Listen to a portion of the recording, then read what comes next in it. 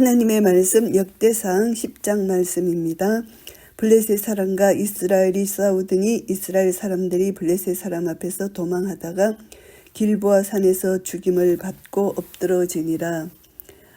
시작 부분이 주인공 다윗을 소개하기 위한 예비적 가정입니다. 그래서 이러한 성격 때문에 이스라엘의 초대 왕인 사울의 사역을 이래 말하지 않고 그의 비극적인 체험만을 다루고 있습니다.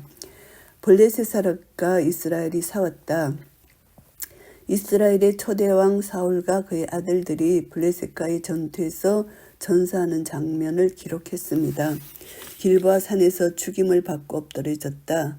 이스라엘은 패배하고 사울은 그의 아들들과 더불어 전사당한 것이라는 것이고요.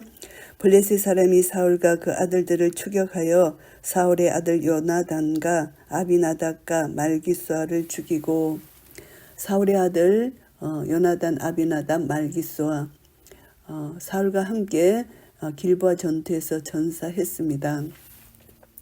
사울을 맹렬히 치며 활 쏘는 자가 사울에게 따라 미치매 사울이 그 쏘는 자를 인하여 심히 군급하여 사울 주변에서 싸움이 치열해졌다는 그런 말입니다.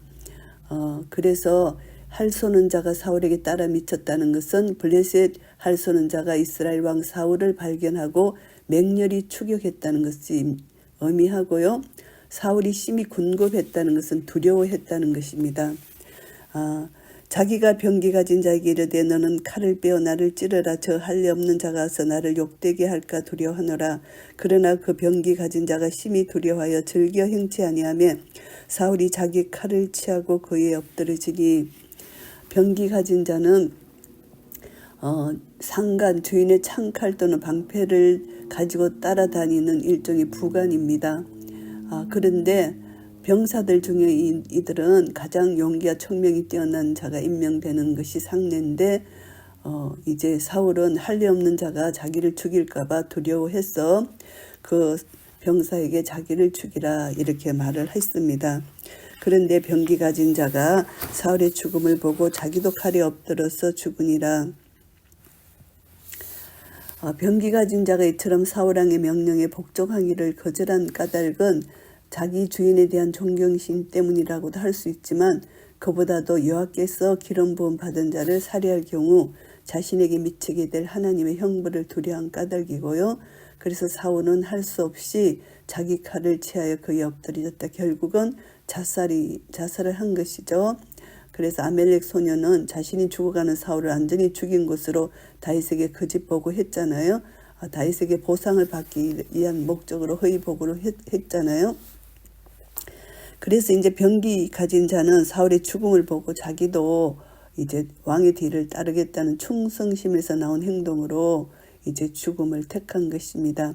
왕의 죽음을 사전에 막지 못한 데 대한 책임을 느끼고 함께 죽음의 길을 택한 것이고요. 이와 같이 사울과 그 세 아들과 그 온 집이 함께 죽으니라. 사울과 세 아들 다 죽었고 온 집이 함께 죽었다. 이런 표현은 사울의 아들 이스보셋이 생존했는데 이런 표현은 이제 사울의 왕권을 함축적으로 표현한 말이고 사울의 왕권이 이 사건을 통해서 몰락했다는 것을 나타내 주기 위한 것이고요. 골짜기에 있는 모든 이스라엘 사람이 저에 도망한 것과 사울과 그 아들들의 다 죽은 것을 보고 그 성읍들을 버리고 도망하며 블레셋 사람이 와서 거기 거하니라. 이제 골짜기 기브아 전투가 발발했던 이스라엘 골짜기를 가리킵니다. 블레셋 사람들이 거기에 와서 거하고 이스라엘 사람들은 다 도망을 갔습니다. 이튿날에 블레셋 사람이 와서 죽임을 당한 자를 벗기다가 사울과 그 아들들이 길보아 산에 엎드러졌음을 보고 이제 블레셋 사람들이 죽은 이스라엘 병사들로부터 무기류를 수집하는 장면을 묘사하는 것이고요. 이제 사울을 발견했습니다. 곧 사울을 벗기고 그 머리와 갑옷을 취하고 사람을 블레셋 땅 사방에 보내어 모든 우상과 뭇 백성에게 강포하게 하고 블레셋 사람들이 사울의 머리를 벤 사실을 여기서 말합니다. 사울의 머리를 베고 그 갑옷을 벗기고 이런 말이 나오는데요. 블레셋인들은 사울의 머리를 베고 이스라엘에 대한 자신들의 승리를 만끽하며 증거로 삼았던 것이고요. 그래서 블레셋 사람들이 온 사방에 사울의 죽음 소식을 알렸습니다. 그것은 이제 사람들이 알리는 것이 아니라 사울의 머리와 갑옷으로 알렸다는 것입니다. 이 블레셋 사람들은 야만하고 그 같은 일을 통해서 자신들의 승리를 전국에 알렸던 것이고요. 사울의 갑옷을 그 신의 묘에 두고 그 머리를 다곤의 묘에 단지라. 끔찍한 일을 합니다. 건동 지방에서 전쟁의 승리가 자기들이 믿는 신의 도움으로 인해 이루어졌다 이렇게 여겼기 때문에 갑옷을 신전에 바치고 그리고 사울의 머리를 이제 자기들의 섬기는 신 다곤의 묘에 달았다는 것입니다. 그리고 머리 없는 시체는 벳산 성벽에 못 박은 것으로 생각할 수가 있습니다. 길앗 야베스 모든 사람이 블레셋 사람의 사울에게 행한 모든 일을 듣고 이제 야베스 사람들은 요단 동편에 위치해 있는 므낫세 반지파의 성읍인데 과거 사울이 암몬왕 나스로의 침략으로부터 이곳 주민들을 구출해 줬기 때문에 이번에 비극적 죽음을 당한 사울왕에게 과거의 은혜를 보답하기 위해서 위험을 무릅쓰고 그와 그의 아들들의 시체를 벳산에서 취하여 온 것입니다. 그래서 이제 그 아이들의 시체를 벳산에서 취하여 오고요. 그 같은 일을 행함으로 후에 다윗 왕의 칭찬을 받았습니다. 그래서 용사들이 일어나서 이제 시체와 그 아들의 시체를 취했고요. 야봇으로 가져다가 그곳 상수리 나무 아래 그 해골을 장사하고 7일을 금식했습니다. 야베스 거민들이 사울의 시체를 하장했다는 내용이 기록이 여기는 나오지 않는데 사무엘상 31장 12절에 나옵니다. 히브리인들에게 있어서 하장하는 것이 일반적인 장사 방법이 아니고 형벌의 한 방식이다 이렇게 생각하기 때문이고요. 7일을 금식했다. 극한 애도의 표현이고요. 사울의 죽은 것은 여호와께 범죄하였음이라 저가 여호와의 말씀을 지키지 아니하고 또 신접한 자에게 가르치기를 청하고 하나님을 배반한 자는 결국 패망할 수밖에 없다는 경고적 교훈을 여기서 제시하고 있습니다. 사울이 하나님을 배반한 구체적인 내용이 뭐냐 하면은 제가 여호와의 말씀을 지키지 않았다 이렇게 기록합니다. 사무엘을 통해 지시하신 하나님의 명령을 어겼습니다. 그리고 또 신접한 자 사울은 신접한 자에게 찾아가서 사무엘을 불러올리라 요청했고요. 이것은 미신적인 발상으로서 무당 접신녀를 찾아가는 것은 여호와께서 엄금하신 영적 간음의 행위고 도저히 용납받지 못할 중죄라는 것을 알 수가 있습니다. 여호와께 묻지 아니하였으므로 여호와께서 저를 죽이시고 그 나라를 이새의 아들 다윗에게 돌리셨더라. 사울이 여호와의 뜻을 알아보려는 일체의 노력을 하지 않았다는 그런 말이 아닙니다. 사무엘 28장 6절에 보면은 사무엘상 그가 하나님의 뜻을 알아보려는 노력을 어느 정도 했음을 알 수 있습니다. 그런데 성심성의를 다해 여호와께 묻지 않았고 응답의 전제 조건인 그의 죄에 상응하는 진실한 회개를 하지 않았다는 것입니다. 회개치 않고 하나님께 여쭙다는 것이죠. 그가 이제 형식적으로 여호와의 뜻을 구했을지는 모르나 전심으로 구하지 아니했다는 것을 알 수가 있습니다. 그래서 이제 이 저자는 사울과 관련된 기사를 마무리 짓고 다윗과 관련된 기사로 넘어가려고 하는 것이고요. 사무엘상의 기록에 비하면 대단히 축약된 것이고 사울에 관한 기록이 비극적 체험한 짧은 장에 요약되었다는 것은 이제 다윗 왕조에 집중하기 위한 것이고요. 그래서 다윗 왕조에 흥황한 것을 전개하기 위해서 도입 부분으로 이제 잠시 사울을 이렇게 도입했다고 볼 수가 있고요.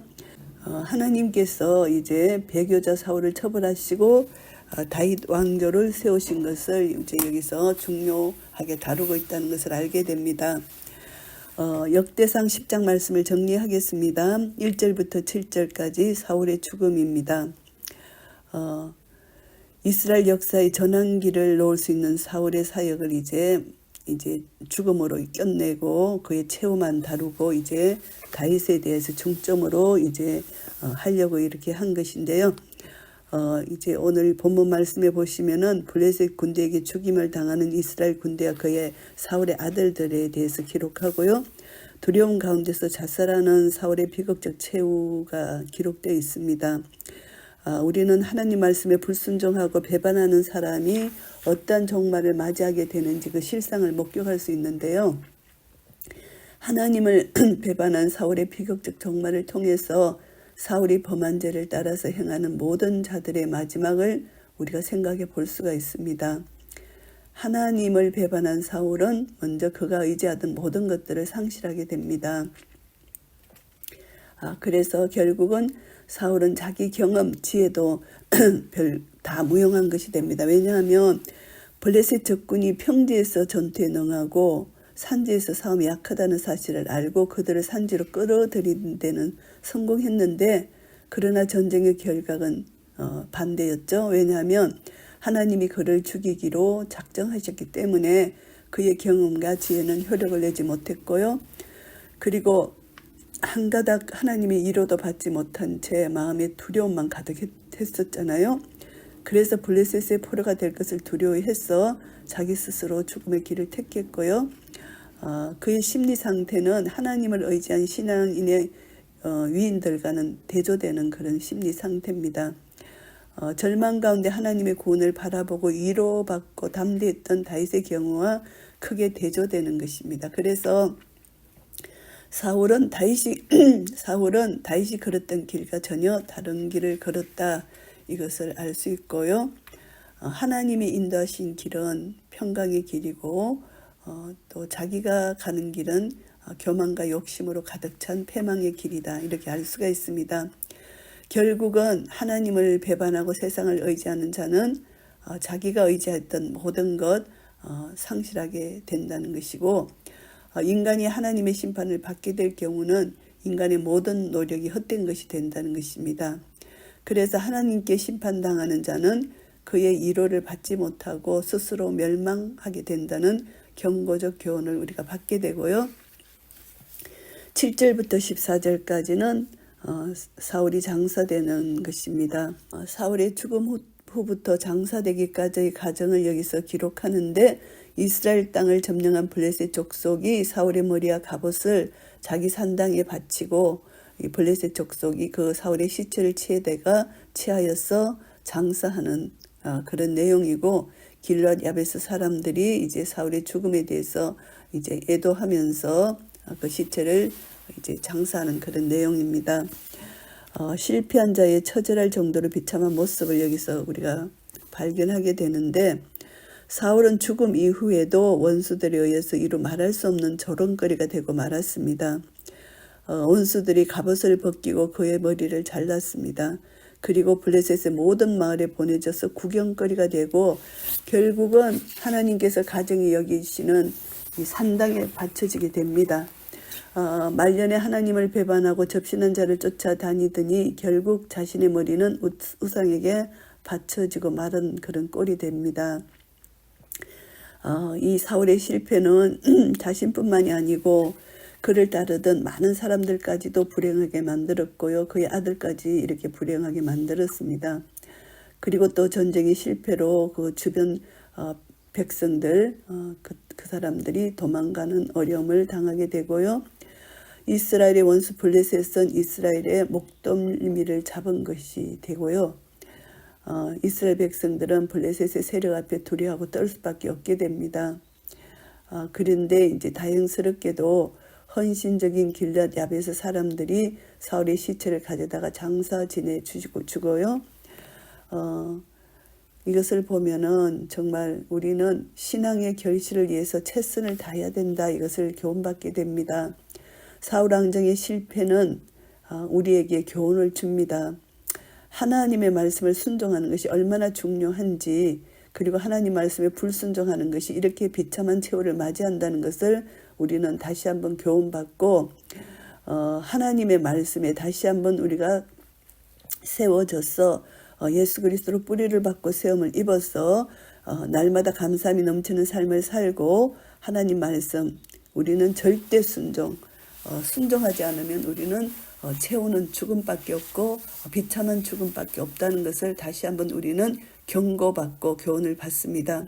그래서 다시 한번 하나님 말씀으로 돌아가서 하나님 말씀을 우리는 날마다 주의 말씀은 내 발의 등이요 내 길의 빛이 되시는 이 말씀 앞에 겸손히 하나님 말씀을 대하고 말씀을 믿음으로 순종할 때 우리는 순종의 삶을 통해서 하나님께 영광을 돌리고 우리의 모든 삶을 주님께 의지할 때 하나님은 우리의 모든 삶을 책임져 주실 것입니다. 이런 은혜가 우리 모두에게 있으시기를 예수 그리스도 이름으로 축복합니다. 아멘.